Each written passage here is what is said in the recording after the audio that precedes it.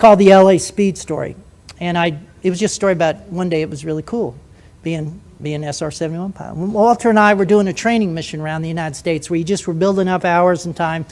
And we take off out of Beale, hit a tanker in Idaho, rip on up to Montana, zip across Denver, hang a right turn in Albuquerque, out over Los Angeles, up to Seattle, back into Sacramento, 2 hours, 21 minutes. And you just do that then you do it backwards, and you hit a tanker or two. It was just to gain crew coordination, build your hours. We're on our last training mission. We're over Tucson. I can see downtown LA from Tucson. We're at 89,000 feet. I can see the whole western United States bathed in a warm October fall glow. I can see the chain of Rocky Mountains from Canada to New Mexico. I could just see the most beautiful picture laid at my feet, and the air as smooth as glass. Not a gauge moving in the cockpit. It was perfect. Now I'm thinking, we bad.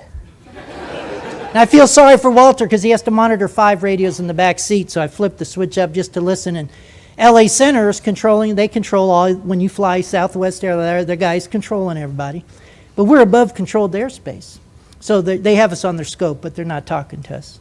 Now there's controllers all over the country. Jacksonville Center, Chicago Center, Seattle Center, you know. It's the same guy. They all talk the same. And it's really cool the way they talk because they make you feel important as a pilot. They don't just say, yeah, okay, here's your thing. They make you feel really cool.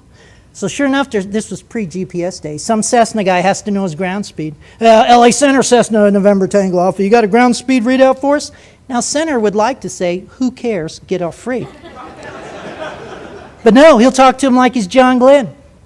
Cessna, November Alpha, we show you 90 knots, 90 knots on the ground. And they do that sing-song voice. That's how they talk. And it makes you feel kind of cool. Right after that, a twin Bonanza came up to pimp the guy for speed, I guess. And LA Center, Twin Beach, whatever. You got a ground speed readout for us? And Center likes it. God, it's Friday. Why me? God, please, just get off free.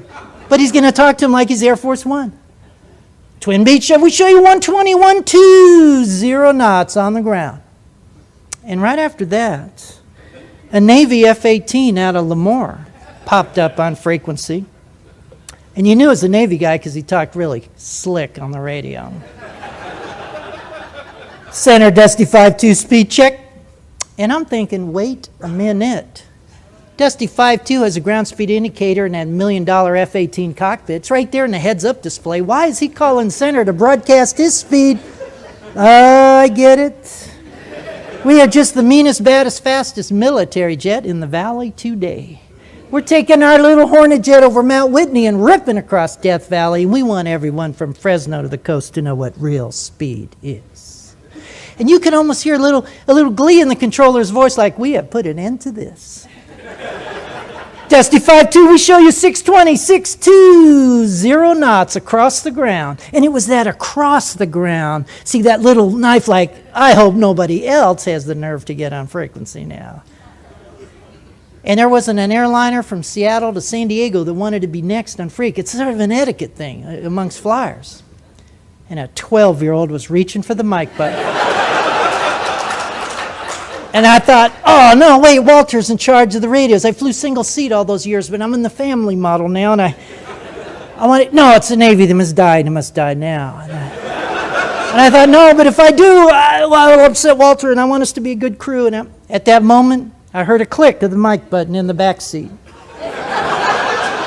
Ladies and gentlemen, Walter and I became a crew at that moment. In his best innocent voice, LA Center, Aspen 30, have you got a ground speed readout for us? You could almost hear a collective gasp on freak like, oh, the poor fools didn't hear the previous transmissions. Oh, they got crushed like a grape. It's just a pilot thing.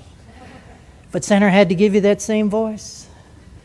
Aspen 30, we show you 1,992 knots across the ground. When I knew I was going to like Walter a lot is when he came back and said, Center, we're showing a little closer to 2,000. Ladies and gentlemen, we did not hear another transmission on that frequency all the way to the coast. The king of speed lived, the Navy had been flamed, and a crew had been formed. For just a moment, it was absolutely fun being the fastest guys on the block.